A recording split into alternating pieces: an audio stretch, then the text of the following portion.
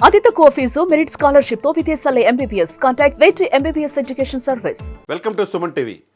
ఉభయ తెలుగు రాష్ట్రాలే కాకుండా దేశవ్యాప్తంగా ఎప్పుడూ మారుమోగుతున్న పేరు పవన్ కళ్యాణ్.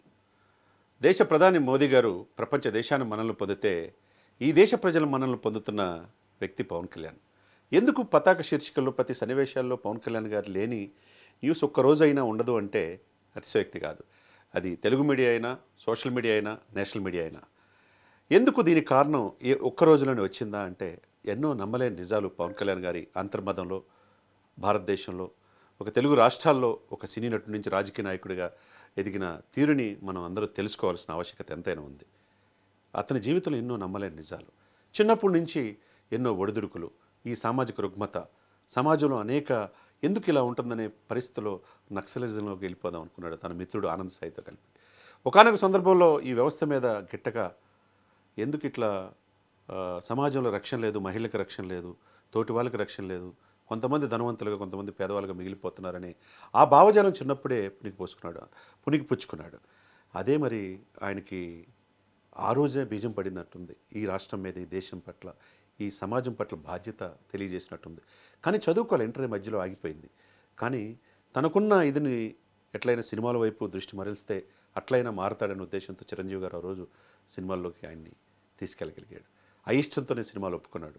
కానీ అదే ఇది ఆయనలో ఎంత అంటే సినిమాల ద్వారా ఎంతో ప్రభావితం చేయొచ్చో సినిమాల్లో చూపించాడు. కల్ట్ ఫ్యాన్స్ని, కోట్లాది మంది అభిమానులు సంపాదించుకున్నారు. అంతటితో ఆగిందంటే కామన్ మ్యాన్ ప్రొడక్షన్ ఫోర్స్ అనేది ఒకటి పెట్టి ₹1 కోటి స్వయంగా డబ్బిచ్చి సమాజంలో చాలా ఇబ్బందులు ఎదుర్కొన్నాళ్ళని సహాయం చేయడానికి ముందుకు వచ్చాడు. కట్ చేస్తే ఆ రోజు నుంచి దశాబ్దం పైన ఆ రోజు ప్రజారాజ్యంలో ఉన్నాడు. యువరాజ్యం అధ్యక్షుడిగా పనిచేశాడు. తన అన్నగారు కాంగ్రెస్ పార్టీలో మెర్జి చేయటం ప్రజారాజ్యం ఇష్టం లేక జనసేన పార్టీ చేశాడు. ఆ రోజు పంచెలు ఊడగొడతారని చెప్పేసి బాహాటంగానే రాజశేఖర రెడ్డి గారిని కాంగ్రెస్ పార్టీ నాయకుల్ని అన్నాడు. ఎందుకు ఇంత ఆవేశం, రాజకీయాల్లో ఆవేశం ఉంటే పనికిరాదు అనుకున్నారు. కానీ ఆవేశం వెనక అర్థం ఉందనేది దాదాపు దశాబ్దం పైనే తర్వాత కానీ అర్థం కాల. కట్ చేస్తే ఆ దశాబ్దం పైన జీవనం మరణ పోరాటంలో అనేక మంది వస్తుంటారు, పోతుంటారు రాజకీయాలు. కానీ కొంతమందే మిగిలిపోతుంటారు.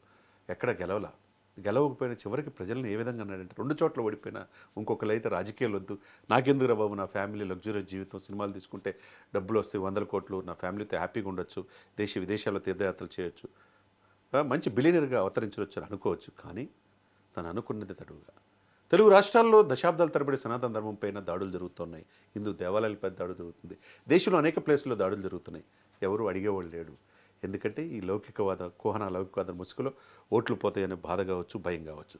కానీ ఆయన ఏది పట్టుకున్నా వదలడు. ఆయనకు ఎన్నిటికి కారణం ఏంటంటే ఆయనకి దైవబలం మెండుగా ఉంది. మనిషి జీవితంలో చాలామంది ఒడిదుడుకులు ఉంటాయి, కష్టాలు సుఖాలు అన్నీ ఉంటాయి. పుట్టుక మరణం మధ్య ఏం సాధించామనేది ముఖ్యం. ఈరోజు హరిహర వీరముల సినిమా తీసినా ఎందుకు దేశవ్యాప్త చర్చకు దారితీసింది? ఆ సినిమా ఫ్లాప్ అవ్వాలని, ఆ సినిమా నెగిటివ్గా ట్రోల్ చేస్తున్నా ఎందుకు సినిమా కలెక్షన్స్ జరుగుతాయి అంటే ఒక చారిత్రాత్మక, మనం చూడని చరిత్ర, మన సనాతన ధర్మం పైన ఆ రోజు మొఘలాయులు, ఔరంగజేబు నియంత్రిత ధోరణి అనేది కళ్ళకు కట్టినట్టుగా చూపించాడు. అది చూపించాలంటే దమ్ముండాలి కదా. మరి స్వతంత్రం వచ్చి 7 దశాబ్దాలైన ఎవరు చూపించింది పవన్ కళ్యాణ్ ఎందుకు చూపిస్తున్నాడంటే అతని భయం అనేది లేదు.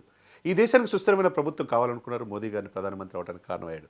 4 దశాబ్దాల అనుభవం చంద్రబాబు నాయుడు రాష్ట్రానికి కావాలనుకున్నాడు.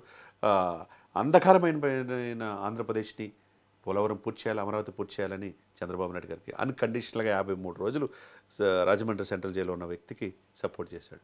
ఈరోజు దేశ రాజకీయాల్లో ఈయన పవన్ గారు తుఫాన్ అని మోదీ అంటున్నాడంటే మరి ఎంత స్థిరమైన ఆలోచనలు ఆయనకున్నాయి అర్థం చేసుకోవచ్చు. అనేక వ్యక్తిగత విమర్శలు ఆయన పెళ్ళిళ్ళ పట్ల, ఆయన పిల్లల పట్ల, ఆయన తల్లి పట్ల, ఆయన కుటుంబం పట్ల ఎక్కడ తొనకల వెనక. అదే ఇప్పుడు చెప్తుంటాం కదా మనకు అతనిలో ఓర్పు. ఈరోజు ఈ స్థాయికి తీసుకొచ్చి నేషనల్ పొలిటికల్ స్టార్గా అవతరించాడంటే ఒక తెలుగు వాళ్ళే కాకుండా దక్షిణ భారతదేశంలో మోస్ట్ ఎమర్జింగ్ పొలిటీషియన్గా ఆవిర్భవించాడంటే, ఎక్కడ సమావేశాలు జరుగుతున్న బీజేపీ తరఫున ఆయన వెళ్తున్నాడంటే దాన్ని బట్టి ఎన్ని కష్టాల నుంచి చివరికి ఆయన ఎట్లాంటి పరిస్థితులు వచ్చాయి, ఒక్కసారి నన్ను గెలిపించడరా బాబు అని చెప్పి ప్రాధేయపడి ప్రజల్ని కోరుకున్నాడంటే దీనికోసం ఆయన స్వార్థం కోసం కాదు, ప్రజలకు ఏదో చేయాలనే తపన. ఈరోజు కట్ చేస్తే 21 సీట్స్ 21 గెలిచి 100% స్ట్రైక్ రేట్.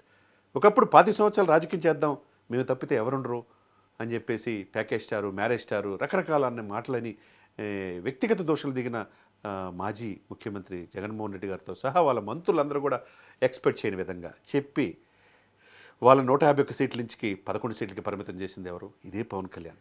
మరి ఎలా చేయగలిగాడు? అన్నిటికంటే చిత్తశుద్ధి ఏంటంటే చిత్తశుద్ధి, కమిట్మెంటు, ఆయనకున్న ప్రజల పట్ల నిత్యం ప్రేమ. ఈ రోజున 7 శాఖలకి 6 శాఖలకు అన్నీ తీసుకొస్తున్నాడు. ఆదర్శవంతమైన డిప్యూటీ సీఎంగా పనిచేస్తున్నాడు. సింగపూర్ వెళ్తే రాష్ట్ర పరిపాలనా బాధ్యతలు ఒకవైపు సింగపూర్ చంద్రబాబు నాయుడు గారు వెళ్తే రాష్ట్ర పరిపాలనా బాధ్యతలు ముఖ్యమంత్రి సరిసమానంగా బాధ్యతలంతా డిప్యూటీ సీఎం గారు చూస్తున్నారు. ఇవన్నీ కూడా ఏంటంటే రాజకీయాల స్వార్థం లేని రాజకీయాలు ప్రజలకు సేవ చేయాలన్న ఆలోచన పవన్ కళ్యాణ్కి మెండుగా ఉండబట్టే దేశ విదేశాల్లో ఆయన పేరు ఈరోజు మోగిపోతుంది. ఎటువంటి స్వార్థం లేదు. ఆయన డబ్బు సంపాదించాలన్న యావా లేదు, రాజకీయంగా పదవులు పొందించాలన్న ఆశ లేదు. తన బిడ్డలు పెట్టే డిపాజిట్లే కోట్లాది రూపాయలు పేద ప్రజలకు పంచుతున్నాడంటే ఎవరైనా ఈ దేశ రాజకీయాల్లో పవన్ కళ్యాణ్ లాగా దాన ధర్మాలు చేసేవాళ్ళు ఉన్నారంటే ఎవరు కనపట్ల. అజీజ్ ప్రేమ్జీ విప్రో, లేకపోతే రిలయన్స్, లేకపోతే టాటా, లేకపోతే హెచ్సిఎల్ శివన్ నాదాల్, ఇటువంటి వాళ్ళు కొంతమంది తప్పితే మిగతా వాళ్ళు ఏమైపోయారు? ఈ దేశానికి ఏమైనా చేస్తున్నారంటే, ఈ ప్రజలకు ఏమైనా చేస్తున్నారంటే వాళ్ళు సంపాదనే వందల కోట్ల లక్షల కోట్లు వెళ్ళిపోయింది తప్పితే ఏం తీసుకెళ్తారు పుట్టుక మరణ మధ్య? ఈ సమాజానికి చేసిన వాళ్ళే ఇట్లా పవన్ కళ్యాణ్ లాగా మంచి పేరు ప్రతిష్టలు సాధించుకుంటారు. కాబట్టి తెర వెనక ఎన్నో కష్టాలు, ఒడిదుడుకులు, ఇబ్బందులు ఒళ్ళంతా గుల్ల చేసుకుని ఈరోజు పరిపక్వత చెందిన రాజకీయ నాయకుడిగా అవతరించారు. కాబట్టి పవన్ కళ్యాణ్ గారిని నేషనల్ మీడియా, ఇంగ్లీష్, హిందీ మీడియాతో పాటు ఇంటర్నేషనల్ మీడియా కూడా Pawan Kalyan the torch bearer, Pawan Kalyan the most successful politician, Pawan Kalyan Hindutva super స్టారా లేకపోతే నేషనల్ పొలిటికల్ స్టారా అని అనేక కారణంగానే ఎక్కడ కూడా ఆయన దానికోసం పాకులాడలు. ఆయన చేసే ప్రతి పని హిందూ సనాతన ధర్మం కావచ్చు, లేకపోతే వరాహ్య మాత అన్ని రోజులు దీక్ష చేయటం ఆయన చేసిన తర్వాతే మిగతా ప్రపంచానికి తెలిసింది. కాబట్టి తిరుమలలో అపవిత్రమైనప్పుడు, లడ్డు అపవిత్రమైనప్పుడు 11 రోజులు ప్రాయశ్చిత్త దీక్ష చేశాడు. ఇక ఎక్కడ ఏ సమస్య ఉన్నా నేనున్నాను భరోసా ప్రజలకు ఇవ్వగలుగుతున్నాడంటే ఆయన నా భూతో నా భవిష్యత్ యుగానికి ఒక్కడు అన్నట్టు ఎప్పుడో ఒక చాటు కారణ జన్ములుగా ఇటువంటి పవన్ కళ్యాణ్ గారు పుడతారు.